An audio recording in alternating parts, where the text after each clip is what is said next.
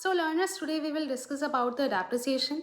What is depreciation? Depreciation का मतलब है हमारे फिक्स्ड एसेट्स की वैल्यू का कम होना या गिरना. इसे एक एग्जाम्पल से समझते हैं. फॉर एग्जाम्पल मैंने 2025 में एक टीवी परचेज की जिसकी वैल्यू 50,000 है. सेम टीवी को मुझे 2027 में बेचना है, तो क्या वो सेम अमाउंट 50,000 में बिकेगी?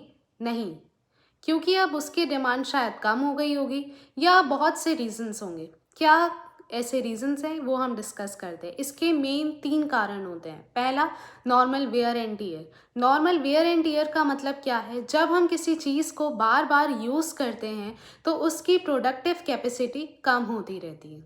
दूसरा, पैसेज ऑफ टाइम. एक टाइम के बाद उस मशीन या उस चीज़ की वैल्यू ऑटोमेटिकली कम हो जाती है ड्यू टू टेक्नोलॉजीज इश्यूज या उसकी डिमांड कम हो जाए. थर्ड आता है ऑब्सोलेंस. ऑब्सोलेंस का मतलब क्या है?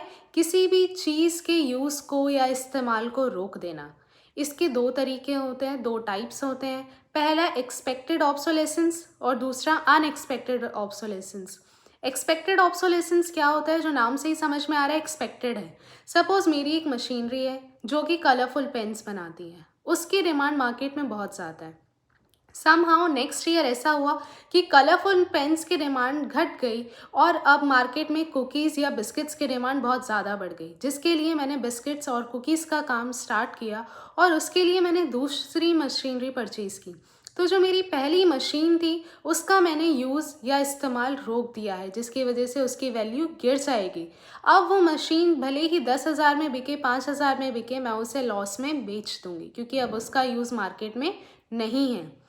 लास्ट है हमारा अनएक्सपेक्टेड ऑब्सोलेसेंस. नाम से ही समझ में आ रहा है, अनएक्सपेक्टेड है, जिसे हम मैनेज नहीं कर सकते.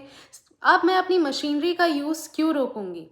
पहला रीज़न हो सकता है कि सपोज़ मेरे फॉर्म में या तो अर्थक्वेक आ जाए या कोई नेचुरल क्लैमिटी हो जाए या ऐसा हो जाए कि मशीनरी चोरी हो जाए, तो ऑटोमेटिकली उन मशीन्स का यूज़ कम हो जाएगा.